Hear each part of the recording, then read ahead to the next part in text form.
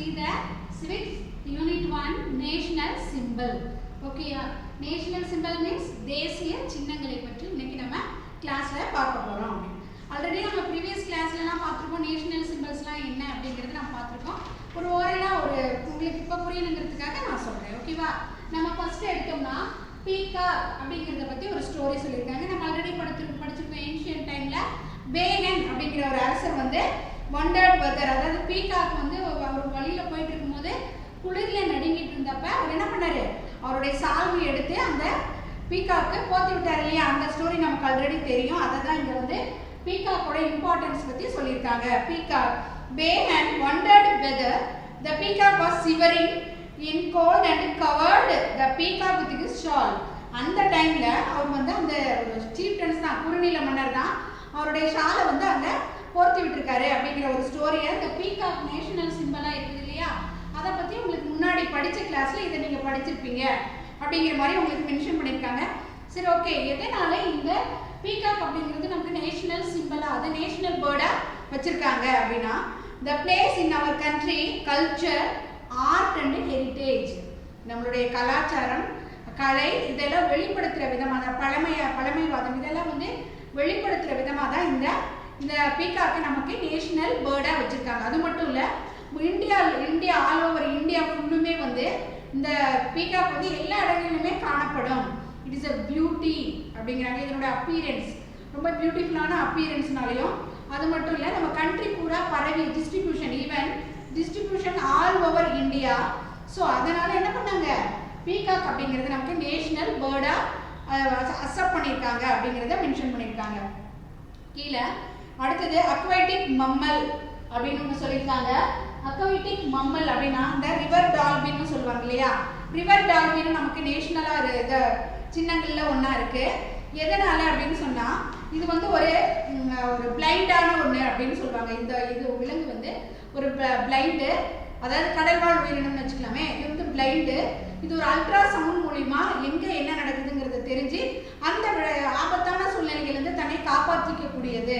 Ultra சவுண்டை வச்சு தனக்கு கண்ணு தெரியாது அப்படிங்கிறத இது பண்ணி அல்ட்ரா சவுண்ட் மூலியமா தன்னை காத்துக்கொள்ளும் ஒரு கடல்வாழ் உயிரினம் அப்படிங்கிறதுனால இதை நம்ம வச்சிருக்கோம் நேஷனல் சிம்பலா அப்படிங்கிறாங்க.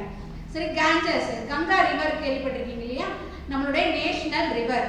எதுக்காக நேஷனல் ரிவரை நமக்கு நேஷனல் ரிவரா அக்செப்ட் பண்ணியிருக்காங்க?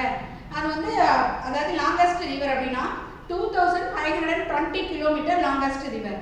அது மட்டும் இல்லை, இது வந்து ஏன் மிஸ் 2020 அது வந்து பிரம்மபுத்திராவோட கம்மியான அளவாக தானே இருக்கு. பிரம்மபுத்திரா ரிவர் வந்து 3848 கிலோமீட்டர் பெருசா இருக்கு.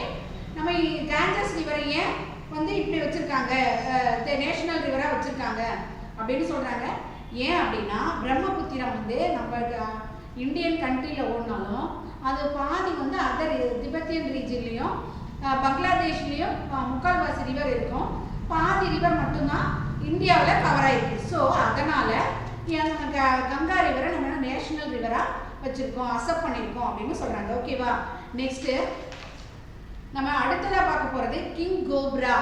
எவ்வளோ வந்து ஸ்னேக்ஸ்லாம் இருக்கு இல்லையா? ஏன் வந்து நம்ம கிங் கோப்ராவை நம்ம நேஷனல் சிம்பிள்ல வச்சிருக்காங்க அப்படின்னா, அதாவது this is only reptile and builds nest of its own and reproduces.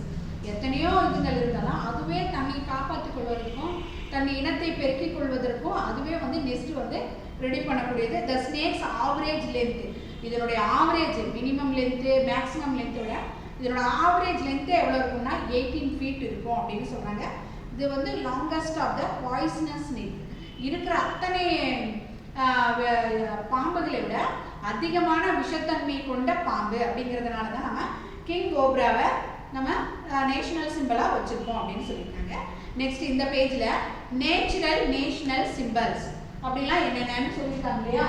இங்க லோட்டஸ் வந்து நம்ம எப்போ நேஷனல் சிம்பலா வந்து அக்செப்ட் பண்ணியிருக்கோம் அப்படின்னா 1950 though it grows in muddy water it blooms with beauty.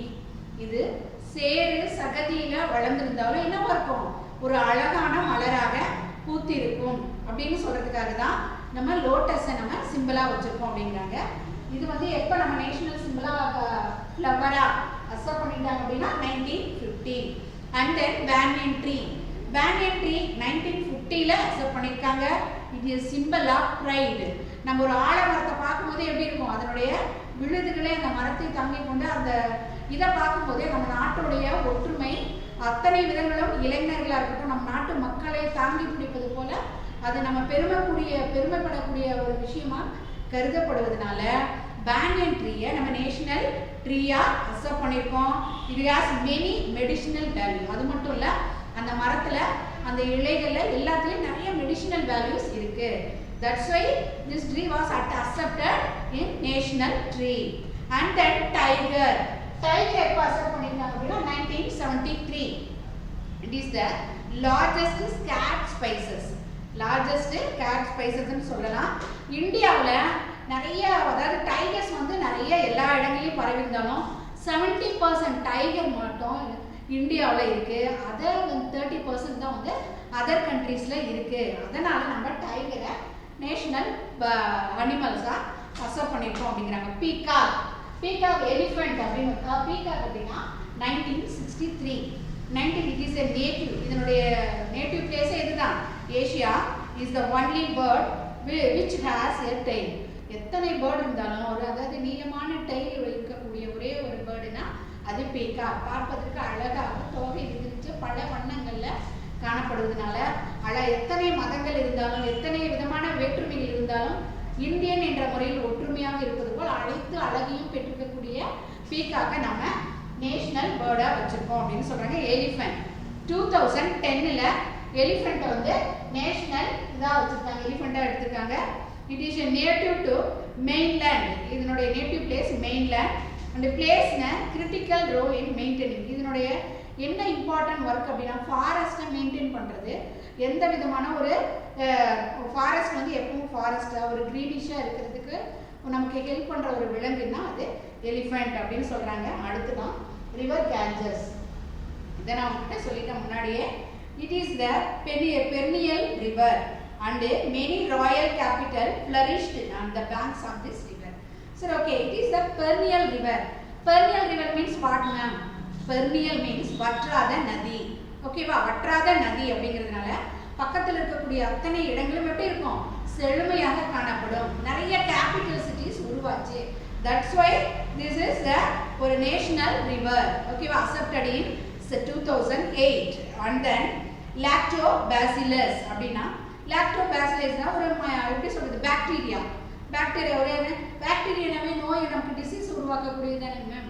அந்த மாதிரி யோசிக்கக்கூடாது. இப்போ பாலை நமக்கு புளிக்க வச்சு தயிராக்கக்கூடியதும் ஒரு பாக்டீரியா தான், அதுதான் லாக்டோ. அந்த மாதிரி நமக்கு குட் திங்கை மட்டும் குட் விஷயங்களை மட்டும் கொடுக்கக்கூடிய பாக்டீரியாவை மைக்ரோ ஆர்கானிசம், அதை தான் வந்து லாக்டோபாசிலஸ் அப்படிங்கிறோம். இதை நம்ம நேஷனல் அதாவது மைக்ரோ ஆர்கானிசம் இந்த பாக்டீரியாவை நம்ம ஃப்ரெண்ட்லி பாக்டீரியா அப்படின்னு சொல்லுவோம் அப்படிங்கிறாங்க. அடுத்தது ரிவர் டால்பின். ரிவர் டால்பின் தான் நான் ஆல்ரெடி உங்களுக்கு சொல்லியிருக்கேன். இது வந்து பிளைண்டாக இருக்கும். ஆனால் தன்னுடைய அல்ட்ரா சவுண்ட் மூலிமா இரையை தேடுவதாக இருக்கட்டும், மற்ற உயிரினங்கள்கிட்ட இருந்து தன்னை பாதுகாத்துக்கிறதுக்கும் அல்ட்ரா சவுண்டை பயன்படுத்தி தன்னை காத்துக்கொள்வது அப்படிங்கிறதுனால இதை நம்ம கடல்வாழ் உயிரினங்களோட எக்கோ சிஸ்டம் அதாவது எக்கோ ஃப்ரெண்ட்லி ஒரு இதாக நம்ம வச்சுருக்கோம் அப்படின்னு சொல்கிறாங்க. அடுத்தது மேங்கோஸ். மேங்கோவை எப்போ வந்து 1950ல் நம்ம நேஷனல் ஃப்ரூட்டாக அக்செப்ட் பண்ணியிருக்கோம்.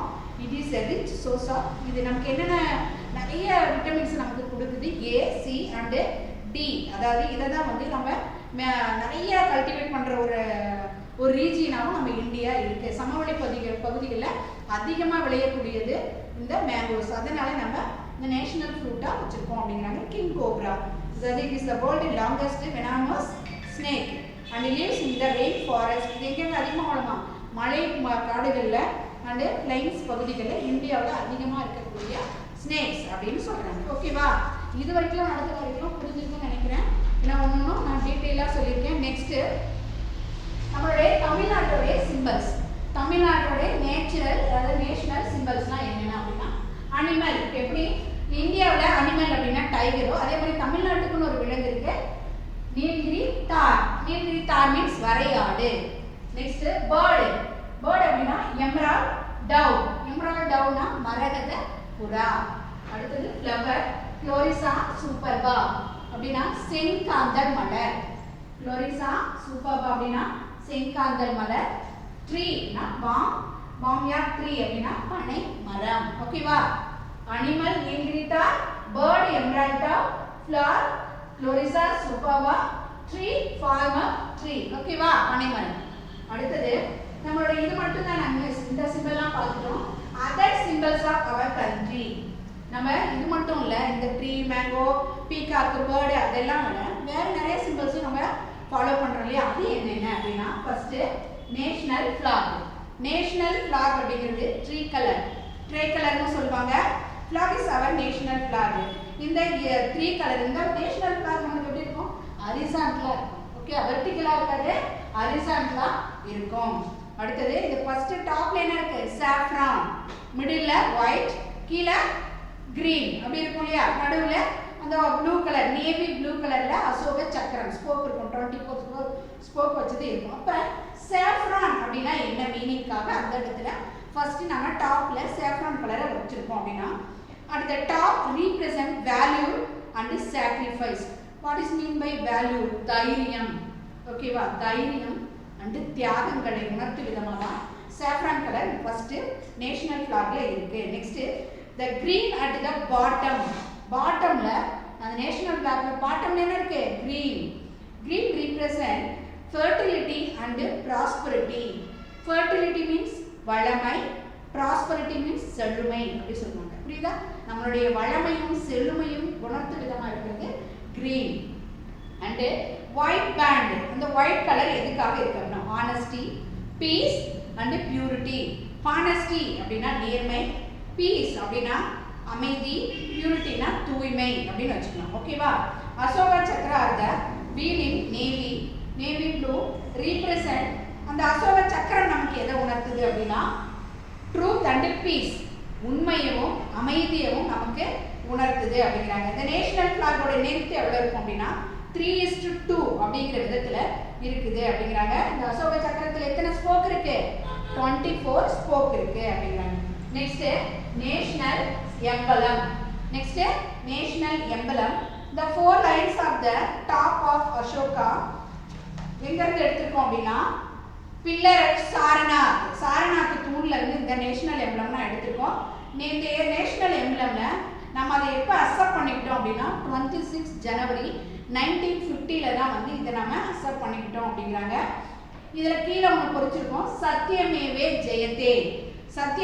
ஜெயத்தே அப்படின்னு ஒன்று பொறிச்சிருக்கோம். Has been inscribed at the bottom. இதுதான் வந்து அந்த லயன். இந்த லயனை நேஷனல் எம்பளம் இருந்து எடுத்தது அப்படின்னு சொல்கிறாங்க. ஓகேவா? இதில் அதுக்கு என்ன மீனிங் அப்படின்னா the truth alone trumps. Truth alone trump means வாய்மையே வெல்லும். ஓகேவா? வாய்மையே வெல்லும். இது வந்து 2 பார்ட்டாக பிரிச்சிருக்காங்க, upper part, lower part. Upper part has 4 line facing. நம்ம வந்து அந்த 4 லைன் இருக்கும், ஆனால் நம்ம எந்த சைடு நின்று பார்த்தாலும் என்ன தெரியும்? 3 லைனோட ஃபேஸ் தான் நமக்கு தெரியும். ஒன்று நான் விசிபிளாக இருக்கும், அதாவது விசிபிளாகவே இல்லாமல் மறைஞ்சு காணப்படும். இதனுடைய ஒவ்வொரு சிங்கங்களுடைய ஃபேஸும் வந்து நார்த்து, சவுத்து, ஈஸ்ட், வெஸ்ட்னு 4 திசையில் இருக்கும். எந்த சைடு நின்று பார்த்தாலும் 3 சிங்கங்கள் மட்டும் இருக்கிற மாதிரி இருக்கும். One can only see 3 lines on a time அப்படின்னு சொல்கிறாங்க. இந்த லோயர் பார்ட்டில் வந்து எலிஃபென்ட், 4 அனிமல்ஸ் இருக்கும். எலிஃபென்ட் அப்படின்னா எனர்ஜி உணர்த்துற விதமா, ஹார்ஸ் அப்படின்னா ஸ்பீடு, புல் அப்படின்னா ஹார்ட் ஒர்க் காளமாடு, லயன் அப்படின்னா மெஜஸ்டிக் கம்பீரம் அப்படிங்கிற மாதிரி சொல்லுவாங்க. இந்த வீலும் அதுலேயே இந்த அசோக சக்கரத்தில் இருக்கிற வீலும் வந்து ரைட்னஸ் அந்த இடத்துல சிம்பிள் அங்கிருந்து தான் நம்ம இதெல்லாம் எடுத்தோம் அப்படிங்கிறாங்க. The emperor is found at the top of the government. Indian currency, நம்ம கம்யூனிகேஷன் விஷயம் எல்லாத்துலேயுமே வந்து இந்த சிம்பிள் பொறிக்கப்பட்டு இருக்கும் அப்படின்னு சொல்லியிருக்காங்க. அடுத்துதான் இந்த 4 லைன்ஸ் சூஷன். இந்த சாரநாத் பில்லர்லேருந்து நம்ம எடுத்தோம் இல்லையா அந்த 4 லைன் சிம்பிள், அது இப்போ எங்கே இருக்குது அப்படின்னா சாரநாத் மியூசியமில் இருக்குது அப்படின்னு சொல்கிறாங்க. நெக்ஸ்ட் நான் பார்க்க போகிறது இந்த கொடிக்காத்த குமரன் அப்படிங்கிறவர் தான். இவர் திருப்பூரில் சென்னிமலை, அதாவது Tiruppur Kumaran was born in Chennimalai. Chennimalai அப்படிங்கிறது எங்கே இருக்குது அப்படின்னா ஈரோடு டிஸ்ட்ரிக்டில் இருக்குது அப்படிங்கிறாங்க. இவர் 1932 ஃப்ரீடம் ஃபைட்டில் வந்து இவர் கலந்துக்கிட்டு அங்கே நடந்த சண்டையில் தன்னுடைய போலீஸ்காரங்களாம் வந்து அடிக்கும்போது கூட என்ன பண்ணாங்க, நேஷனல் கொடியை வந்து கீழே விடாமல் மண்ணில் விடாமல் பிடிச்சிக்கிட்டு இவர் தன்னுடைய உயிர் போகும் வரையே அந்த மண்ணில் விடாமல் படம் பார்த்துக்கிட்டாரு. அதனால தான் இவருடைய பேரு கொடி காத்த குமரன் அப்படின்னு சொன்னாங்க. இவருடைய இதை வந்து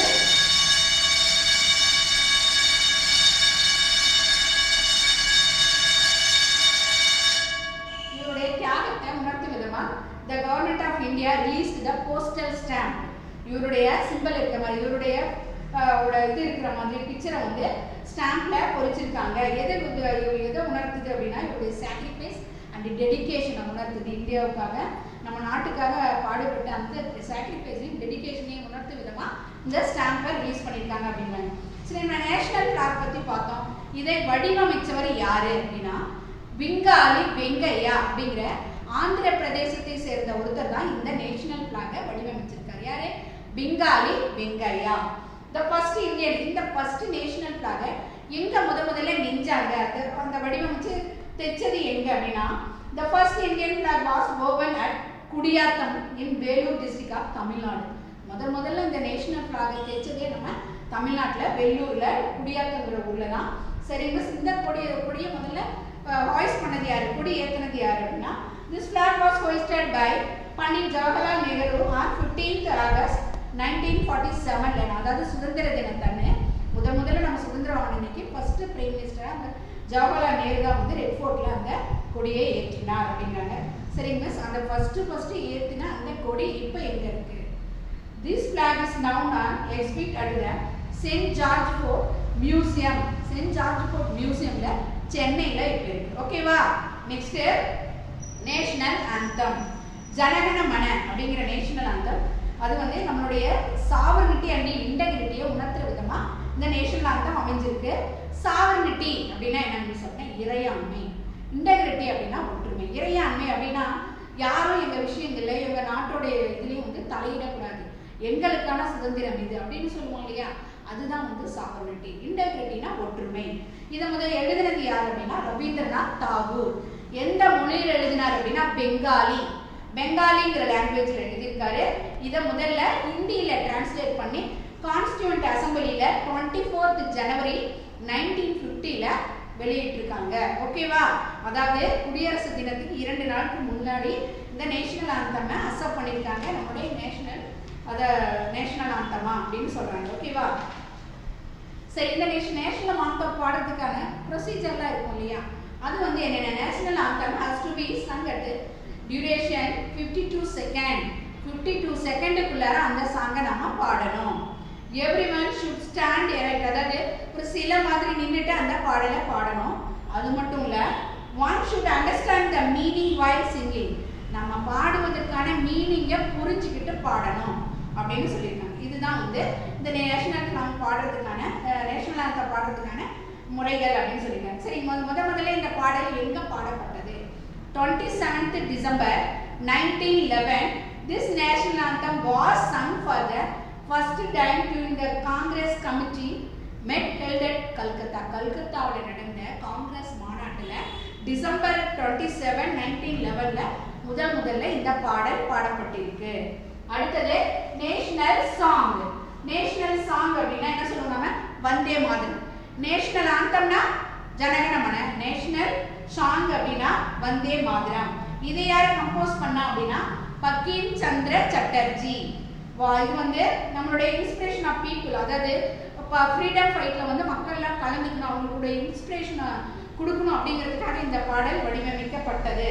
எப்படி நம்ம ஜனகணமனுக்கு ஒரு மரியாதை கொடுக்குறோமோ அதே ஈக்குவல் ஸ்டேட்டஸ் வந்து இந்த வந்தே மாதரத்துக்கும் கொடுக்கணும் அப்படின்னு சொல்லிட்டு பங்கிம் சந்திர சட்டர்ஜி அப்படிங்கிறவர் எழுதினதை டாக்டர் ராஜேந்திர பிரசாத் இதை வந்து வலியுறுத்தி சொல்லியிருக்காங்க. ராஜேந்திர பிரசாத் யார் அப்படின்னா ஃபர்ஸ்ட் பிரசிடென்ட் ஆஃப் இந்தியா அப்படின்னு சொல்றாங்க. ஸோ 24th 1950ல இந்த பாடல் இதையே வந்து கான்ஸ்டியூண்ட் அசம்பிளியில மென்ஷன் பண்ணியிருக்காரு அப்படிங்கிறாங்க. இந்த பாடல் இந்த நேஷனல் சாங் எங்கிருந்து எடுக்கப்பட்டது அப்படின்னா this was part of Bankim Chandra Chatterjee most famous novel Anand Math அப்படிங்கிற புக்கில் இருந்து, நாவல்ல இருந்து, ஆனந்த் மத்துங்கிற நாவல்ல இருந்து எடுக்கப்பட்டது தான் இந்த national song. National fledged next நம்ம பார்க்க போறது இந்தியா இஸ் அவர் கண்ட்ரி அப்படிலாம் சொல்லுவோம் இல்லையா, அதை யார் எழுதினது அப்படின்னா அதாவது அவர் national pledge was Pydimarri Venkata Subbarao அப்படிங்கிறவர் எழுதியிருக்காரு. யாரு? பித்மரி வெங்கட சுப்பாராவ் அப்படிங்கிறவர் பேசுகிறவர் அந்த தெலுங்குல ஒரு இது எழுதியிருக்காரு. அவங்கவுங்க அந்தந்த மொழியில அந்த பிளட்ஜை சொல்லலாம், இங்கிலீஷ்லையும் சொல்லலாம், அவங்கவுங்க லாங்குவேஜ்லையும் சொல்கிற மாதிரி வடிவமைச்சிருக்காங்க அப்படின்னு சொல்கிறாங்க. அடுத்ததான் நான் பார்க்க போகிறது அந்த மைக்ரோ ஆர்கனிசம், அதாவது லாக்டோபாசிலஸ் அப்படிங்கிறது. இந்த லாக்டோபாசிலஸ் வந்து எப்போ அக்செப்ட் பண்ணிக்கிட்டாங்க நம்மளுடைய நேஷனல் மைக்ரோ ஆர்கனிசம் அப்படின்னா 2012 அப்படின்னு சொல்கிறாங்க. இதனுடைய கெமிக்கல் சேஞ்சஸ் நிறைய ரியாக்ஷன் ஏற்படுத்துது. அதாவது ஒரு கர்டு அப்படிங்கிறது எப்படி வந்து நமக்கு டைஜஸ்ட் குவாலிட்டி கொடுக்குதோ அண்ட் கூலிங் கெப்பாசிட்டி கொடுக்குதோ அது வந்து உணர்த்தும் விதமாக நம்ம நாடு இருக்கும் அப்படிங்கிறதுனால இந்த மைக்ரோ ஆர்கனிசம் நேஷனல் மைக்ரோ ஆர்கனிசமாக வச்சுருக்காங்க. கரன்சி ஆஃப் இந்தியா அப்படிங்கிறது நம்ம அந்த காலத்தில் பார்த்துருக்கோம் 16th செஞ்சுரியில் செட்ஸா சூரி அப்படிங்கிறவர் வந்து ருப்பையா அப்படிங்கிற நாணயத்தை வெளியிட்டாரு. அதுதான் பிற்காலங்கள் என்ன ஆச்சு, ருபீஸ் அப்படின்னு ஆயிடுச்சு. ருபீஸ் அப்படிங்கிற சிம்பிள் இப்போ இந்த மாதிரி இருக்கு இல்லையா, இந்த சிம்பிளை தமிழ்நாட்டை சேர்ந்த உதயகுமார் அப்படிங்கிறவர் வடிவமைச்சாரு. இது எப்போ இந்த கரன்சிக்கான இந்த சிம்பிளாக ஏற்றுக்கொள்ளப்பட்டது அப்படின்னா 2010. உதயகுமார் அப்படிங்கிறவர் தான் இந்த சிம்பிளை உருவாக்குறாரு. இவர் நம்ம தமிழ்நாட்டை சேர்ந்தவர். ஓகேவா? National calendar. நெக்ஸ்ட் நம்ம பார்க்க போகிறது நேஷனல் கேலண்டர். நேஷனல் கேலண்டர் அப்படிங்கிறது இப்போ நம்ம ஃபாலோ பண்ணுறோம். அந்த காலத்தில் 78ல் ஃபாலோ பண்ண கனிஷ்கருங்கிற அரசர் ஃபாலோ பண்ண அதே கேலண்டர் தான் இப்போ நம்ம ரூல் பண்ணுறோம். இது வந்து ஸ்ப்ரிங் ஈக்வனஸ், அதாவது மார்ச் 22ல இருந்து மார்ச் 21ல் ஆரம்பிக்கிற மாதிரி 2 விதங்களில் இருக்கிற மாதிரி இந்த கேலண்டர் இருக்கும். இது சகா மெகன் சாகா அப்படிங்கிறவருடைய தலைமையில் இந்த கேலண்டர் எப்படி என்னன்னு ஆராய்ச்சி பார்த்துட்டு 22 மார்ச் 1957ல் இது நேஷனல் கேலண்டராக அறிவிக்கப்பட்டது அப்படின்னு சொல்கிறாங்க. இப்போ 1957ல் இப்போ நம்ம ஃபாலோ பண்ணுற கேலண்டர் சகா கேலண்டர்னு சொல்லுவாங்க. இது இந்த கனிஷ்கர் காலத்தில் ஃபாலோ பண்ண calendar. This simple help in unity in diversity section, அதாவது நம்மளுடைய தேசப்பற்று பேட்ரியாட்டிசம் உணர்த்தும் விதமாக இது இருக்கும். அடுத்ததான் நான் பார்க்க போகிறது நேஷனல் ஹாலிடேஸ். நேஷனல் ஹாலிடேஸ்னா இண்டிபெண்டன்ஸ் டே. இண்டிபெண்டன்ஸ் டே எப்போ கொண்டாடுவோம்? 1947 ஆகஸ்ட் 15th நம்ம பிரிட்டிஷ்காரங்கிட்ட இருந்து நம்ம சுதந்திரம் வாங்கினால தான் நம்ம இண்டிபெண்டன்ஸ் டே கொண்டாடுவோம். The birth of the world biggest democracy country அப்படின்னா அது இந்தியா தான் அப்படிங்கிறாங்க. அடுத்தது மகாகவி பாரதியார் ஒரு பாடல் எழுதினா ஆடுவோமே பள்ளி பாடுவோமே அப்படிங்கிறத ஆல் இண்டியா ரேடியோவில் இண்டிபெண்டன்ஸ் டேனா எப்பவும் ஒளிபரப்பிட்டு இருப்பாங்க. அதை பாடினவர் ஒரு Carnatic singer, famous Carnatic singer DK. Pattammal அப்படிங்கிறவங்க அப்படின்னு சொல்கிறாங்க. பிரைம் மினிஸ்டர் அந்த டைமில் இண்டிபெண்டன்ஸ் டே அன்னைக்கு நம்ம ரெட் ஃபோர்ட்டில் யார் கொடியேற்றுவோம் அப்படின்னா பிரைம் மினிஸ்டர். நல்ல ஞாபகம் வச்சுங்க, இண்டிபெண்டன்ஸ் டேவுக்கு கொடியேற்றுறவங்க ஹோஸ்ட் பண்ணுறவங்க யாருன்னா பிரைம் மினிஸ்டர். ரிபப்ளிக் டேவுக்கு கொடியேற்றுறவங்க பிரசிடென்ட். ஓகேவா? இதுதான் வந்து இண்டிபெண்டன்ஸ் டே. ரிபப்ளிக் டேனா 26 ஜனவரி 1950ல் எந்த நாள் நம்ம அரசியலமைப்பு சட்டங்கள்லாம் நடைமுறைக்கு வந்த நாளை தான் நம்ம இண்டிபெண்டன்ஸ் டேன்னு கொண்டாடுறோம். த கான்ஸ்டியூன்ஸ் கமென்ஸ்ட் ஆன் 26 ஜனவரி. அதாவது 1947 நமக்கு சுதந்திரம் கிடைச்சது. 3 வருடங்களாக என்ன நடந்தது? அது வரைக்கும் குயின் விக்டோரியா அப்படிங்கிறவங்க தான் ஒரு ஹெட்டாக இருந்து வழி நடத்திட்டு இருந்தாங்க. அவங்க கிட்ட இருந்து நம்ம அரசியலமைப்பு சட்டம் நடைமுறைக்கு வந்து பிரசிடென்ட் அப்படிங்கிறதா இந்தியாவின் முதல் குடிமகன், எல்லாத்துக்கும் பொறுப்பு அவர் தான் அப்படின்னு எல்லாமே அவருடைய பொறுப்புக்கு வந்த நாளும் 1950 ஆகஸ்ட் 26. அதனால தான் நம்ம அதை ரிபப்ளிக் டேன்னு கொண்டாடுறோம். இந்த நாளில் ஜனாதிபதி கொடியேற்றுவார் ரெட் ஃபோர்ட்டில் அப்படிங்கிறாங்க. அடுத்தது பீட்டிங் ரிட்ரீட் அப்படின்னு ஒன்று இருக்குது. பீட்டிங் ரிட்ரீட்னா என்ன அப்படின்னா ஜனவரி 29 அதை செலிப்ரேட் பண்ணுவாங்க. அதாவது குடியரசு தினத்திலிருந்து 3வது நாள் அதை செலிப்ரேட் பண்ணுவாங்க. நேஷனல் ஆர்மியாக இருக்கட்டும், நேவியாக இருக்கட்டும், ஏர்ஃபோர்ஸாக இருக்கட்டும், ரிபப்ளிக் டேவை நம்ம நல்லபடியாக செலிப்ரேட் பண்ணிட்டோம்னு சொல்லி ஒரு பேண்ட் வாத்தியம் வாசித்து எல்லா ராஷ்டிரபதி பவன் அந்த இடத்துல பிரசிடென்ட் தலைமையில் நிறைய சீஃப் கெஸ்டோட தலைமையில் அந்த பேண்டை வாசிப்பாங்க. அதுதான் வந்து பீட்டிங் ரிட்ரீட் அப்படின்னு அர்த்தம். லாஸ்ட்டாக நம்ம பார்க்க போகிறது காந்தி ஜெயந்தி. அக்டோபர் 2, அதாவது மகாத்மா காந்தி பிறந்த தினத்தை தான் நம்ம காந்தி ஜெயந்தின்னு சொல்கிறோம். இந்த இவரை வந்து நம்ம ஃபாதர் ஆஃப் அவர் நேஷன் அப்படின்னு சொல்கிறோம் இல்லையா? அது மட்டும் இல்லை, நேஷனல் ஃபெஸ்டிவல்ஸாகவும் அதை அறிவிச்சிருக்காங்க. இது it is falls on 2 October 2007. United Nation என்னென்ன அந்த நாளை அறிவிச்சிருக்காங்க. காந்தி பிறந்த October 2 international day of non violence டேவா, இன்டர்நேஷனல் நான் வயலன்ஸ் டேவா யுனைடெட் நேஷன் வந்து அறிவிச்சிருக்காங்க அப்படின்னு சொல்கிறாங்க. இதுதான் நம்மளுடைய 6th நேஷனல் சிம்பிள்ஸ்க்கான இது எல்லாமே நான் வந்து டீட்டெயிலாக சொல்லிட்டேன். வீடியோ நீங்கள் திருப்பி திருப்பி போட்டு பாருங்க, லெசன் புரியும். புக்கை பக்கத்தில் வச்சுட்டு அன்லைன் பண்ணி படிச்சு பாருங்க.